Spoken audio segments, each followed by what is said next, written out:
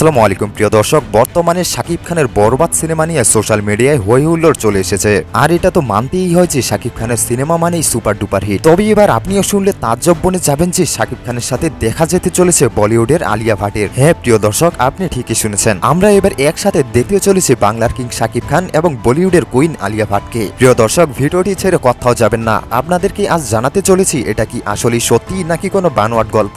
মেহেদী হাসান পরিচালিত বরবাদ সিনেমা মূলত ইন্ডিয়ায় শুট হওয়ার কথা ছিল, যেটা অধিকাংশ শুটিং ইতিমধ্যেই ইন্ডিয়াতেই করা হয়েছে। আপনারা কেউ কেউ অনেক আগে থেকেই জানেন যে বরবাদের শাকিবের নায়িকা হচ্ছেন ইদিকা বাল। তবে এর মধ্যে বলিউডের নামি দামি নায়িকা আলিয়া ভাটের কথা থেকে